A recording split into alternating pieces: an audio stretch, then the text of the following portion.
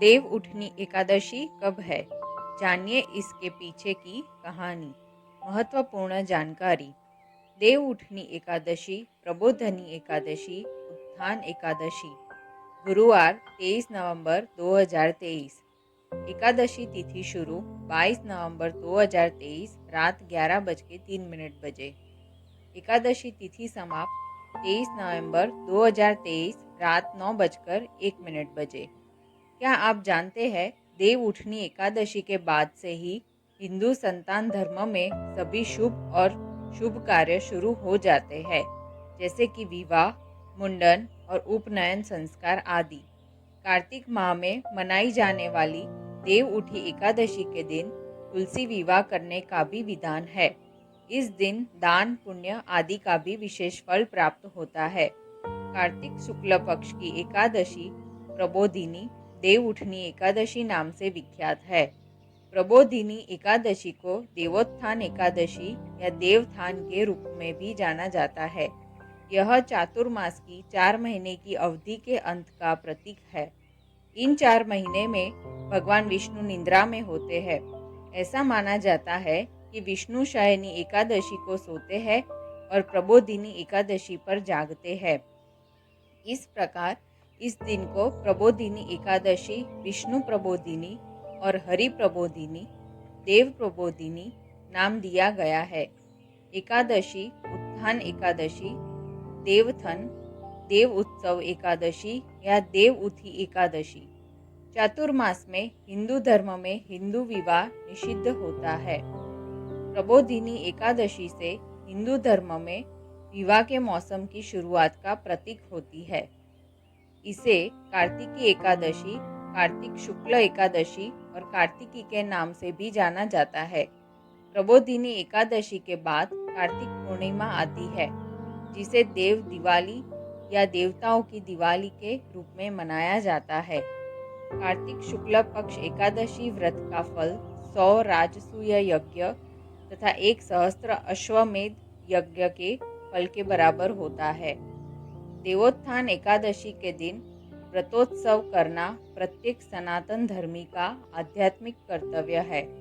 इस एकादशी के दिन भक्त श्रद्धा के साथ जो कुछ भी जप तप और स्नान दान करते हैं, वह सब अक्षय फलदायक हो जाता है।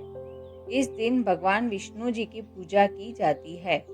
रात्रि जागरण तथा व्रत रखने से सारे पाप नष्ट हो जाते हैं तथा व्रती मरणोपरांत वैकुंठ जाता है।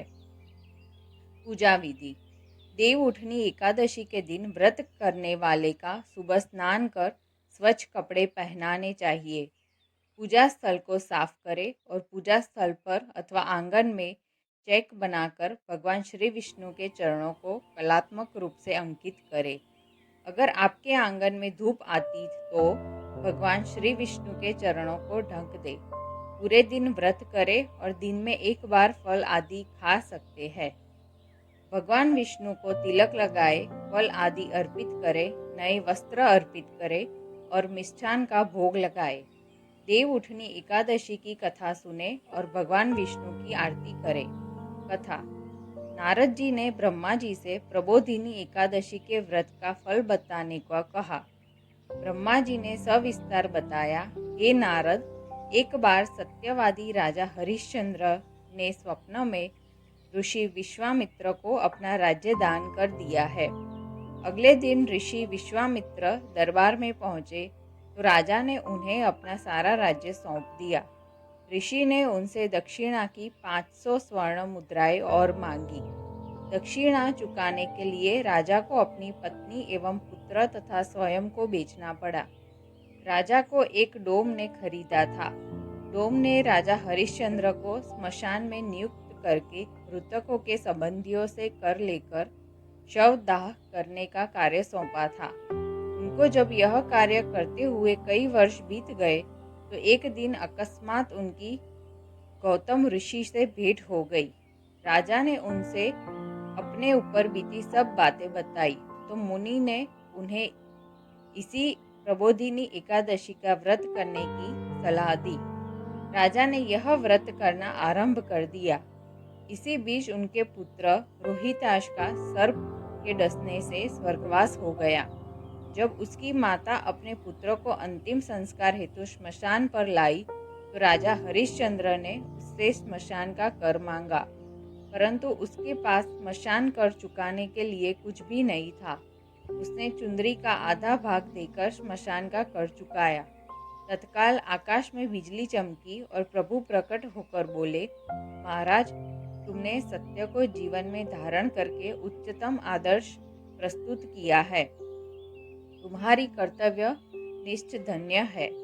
तुम इतिहास में सत्यवादी राजा हरिश्चंद्र के नाम से अमर रहोगे। भगवत कृपा से राजा हरिश्चंद्र का पुत्र जीवित हो गया। तीनों प्राणी चिरकाल तक सुख भोगकर अंत में स्वर्ग को चले गए। ऐसी और महत्वपूर्ण बातें जाने हमारे साथ। धन्यवाद।